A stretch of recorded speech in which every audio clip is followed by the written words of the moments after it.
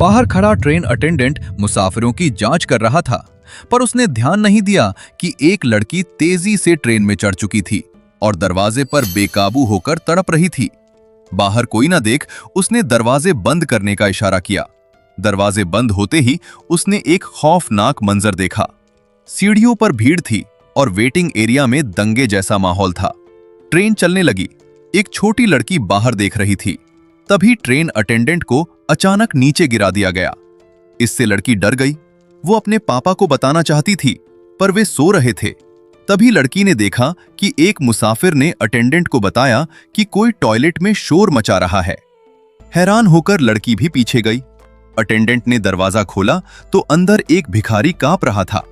Attendant ticket की जांच करना चाहता था, पर भिखारी घबराया हुआ पागलों जैसी हरकतें कर रहा था, जैसे वो किसी डरावनी चीज का शिकार हुआ हो। इसी दौरान ट्रेन के एक और डिब्बे में वही वायरस से इन्फेक्टेड लड़की अपनी स्टॉकिंग्स को कसकर अपनी जांघों पर लपेट रही थी। उसे महसूस हो गया था कि वह जल्द ही अपना कंट्रोल खो देगी, और होता भी बिल्कुल वैसा ही है। कुछ मिनट बाद वह लड़खड़ाते हुए डिब्बे के अंदर पहुंच गई। इस समय वह और भी ज्यादा अजीब लग रही थी, मानो उसका शरीर अब उसका नहीं रहा हो। बची खुची ताकत के सहारे डिब्बे का दरवाजा खोलने के बाद वह आखिर खुद को संभाल नहीं पाई। लड़की सिर के बल दीवार से जा टकराई और फिर जोर से जमीन पर गिर पड़ी। उधर सब लोग इस बात से अनजान थे कि जल्द ही यह ट्रेन एक मौत का कुआं बनने वाली है। वहीं सुजान टॉयलेट जाना चाहती थी, लेकिन जब उसने दरवाजा खोला तो एक आदमी ने उसे रोक लिया।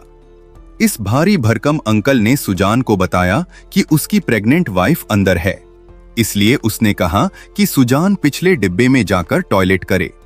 इसी समय एक फीमेल ट्रेन अटेंडेंट चेकिंग के लिए तैयार हो रही थी। तभी उसने जमीन पर पड़ी उसी लड़की को देख लिया। लड़की की हालत बेहद खराब देखकर उसने तुरंत अपने मैनेजर को बुलाया। तभी सुजान के पापा चौंक कर जाग गए। उनकी जेब में फोन वाइब्रेट कर रहा था। उन्होंने बेटी को गायब पाया, लेकिन कंपनी से आए कॉल को देखकर उन्होंने पहले फोन उठाना बेहतर समझा। उस खामोश माहौल में जब उसने अचानक ट्रेन अटेंडेंट के जूतों की आहट सुनी, जो कॉरिडोर में बहुत तेजी से गुजर रहे थे, तो उसे महसूस हुआ कि शायद कोई इमरजेंसी आ गई है, जिसकी वजह से वो इतनी जल्दी में वहां से निकल रहा था।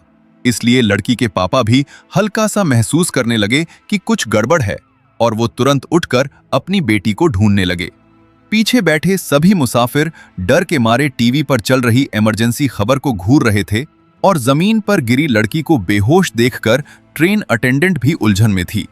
लेकिन इंटरकॉम का सिग्नल अचानक ही चला गया, और जब वो अपने मेल अटेंडेंट के आने का इंतजार कर रही थी, तभी अचानक लड़की पूरी तरह इन्फेक्टेड होकर एक खतरनाक ज़ॉम्बी में बदल गई। अटेंडेंट के पुकारने पर जब कोई जवाब नहीं मिला तो वो वहां भागा, लेकिन तब तक फीमेल अटेंडेंट के साथ अनहोनी हो चुकी थी। खिलाड़ियों वाले डिब्बे में ज़ॉम्बी फीमेल अटेंडेंट की पीठ पर चढ़ चुकी थी। वो उसे रोकने की पूरी कोशिश कर रही थी और यात्रियों से मदद के लिए चिल्ला रही थी, लेकिन लोग इतने सदमे में थे कि कुछ समझ ही नहीं पा रहे थे। अचानक उसकी ताकत जवाब दे गई और वो बेहोश होकर जमीन पर गिर पड़ी। इतने में ही ज़ॉम्बी लड़की ने पास खड़े एक और यात्री को पकड़कर काट लिया और संक्रमण पल भर में फैलने लगा। जैसे ही तैजुन अपने दोस्त को बचाने के लिए आगे बढ़ा, उसकी गर्लफ्रेंड ने जमीन पर फैलता हुआ इन्फेक्शन देख लिया और डर के मारे वहीं जम गई। पीछे से लोगों की चीख पुकार और भगदड़ शुरू हो गई। जब मैनेजर वहां पहुंचा तो घबराए हुए यात्रियों ने उसे धक्का देकर गिरा दिया। कुछ ही मिनटों में पूरा डिब्बा ज़ॉम्बी से भर चुका था। ज़ॉम्बी बन चुकी अटेंडेंट को लोगों को काटते देख मैनेजर की हालत खराब हो गई। उसने तुरंत भागने का फैसला किया और दूसरों को भी इशारा किया कि अपनी जान बचाओ। सुजान को ढूंढते हुए उसके पापा सियोक ने एक आदमी को तेजी से भागते देखा, लेकिन वो कुछ समझ नहीं पाए। जब वो आगे के डिब्बे में पहुंचे तो वहां भी अफरा तफरी मची हुई थी। एक अटेंडेंट लोगों को जगा रहा था, लेकिन अचानक एक ज़ॉम्बी ने उसकी गर्दन पकड़कर काट लिया।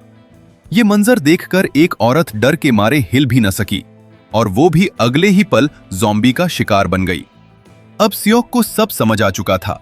वो तुरंत सुजान का हाथ पकड़कर पीछे की तरफ भागने लगा, लेकिन सुजान बुरी तरह से घबरा चुकी थी। ज़ॉम्बी तेजी से उनके पीछे आ रहे थे। सियोक का दिल जोर जोर से धड़क रहा था क्योंकि आगे भी संक्रमित लोग तड़प रहे थे, लेकिन उसने हिम्मत नहीं हारी और रास्ते में आने वालों को धक्का देकर दूर करता गया। उधर डोंग टॉयलेट के पास था। लोगों को भागते देख उसने अपनी प्रेग्नेंट वाइफ को तुरंत बाहर बुलाया। तभी उन्होंने देखा कि ज़ॉम्बी उनकी तरफ बढ़ रहे हैं और सियोक बीच में फंस गया है।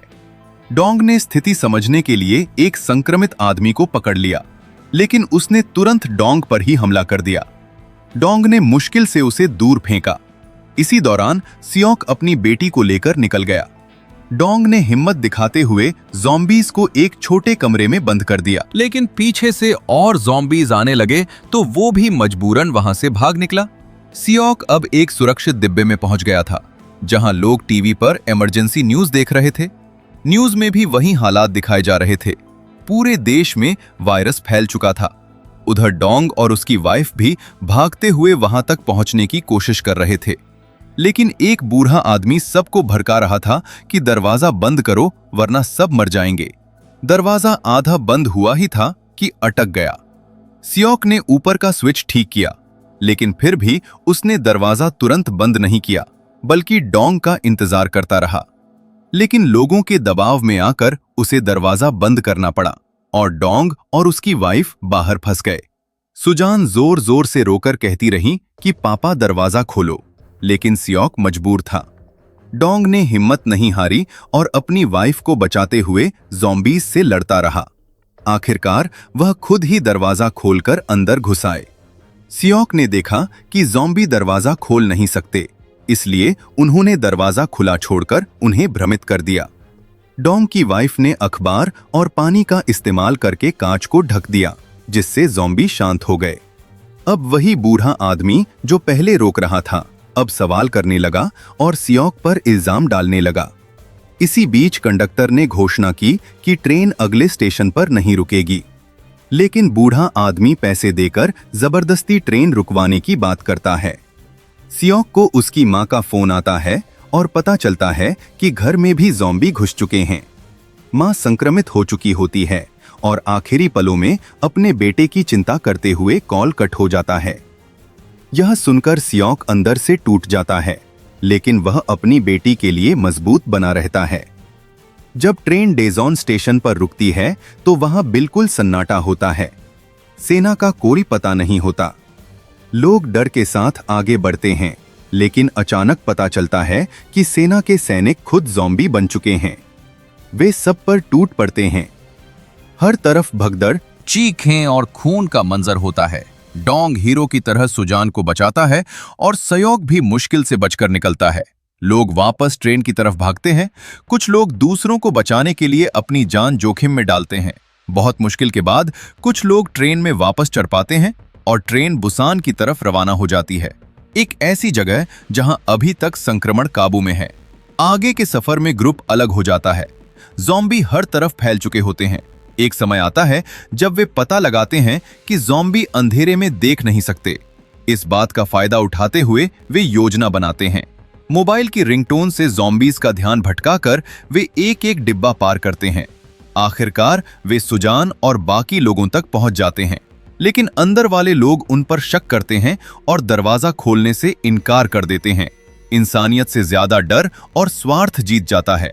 बहुत मुश्किल के बाद वे अंदर आते हैं, लेकिन उन्हें अलग कर दिया जाता है।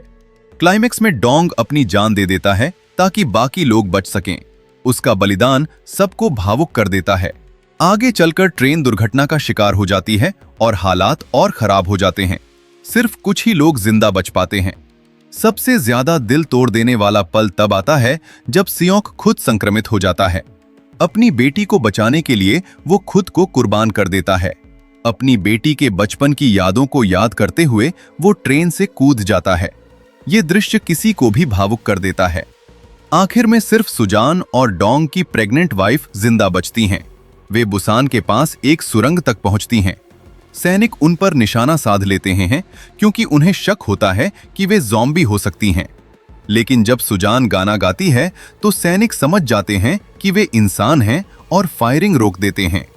इसी भावनात्मक और दमदार अंत के साथ यह कहानी खत्म होती है। एक ऐसी कहानी जो सिर्फ ज़ॉम्बीज के बारे में नहीं, बल्कि इंसानियत, बलिदान और निस्वार्थता के बारे में है।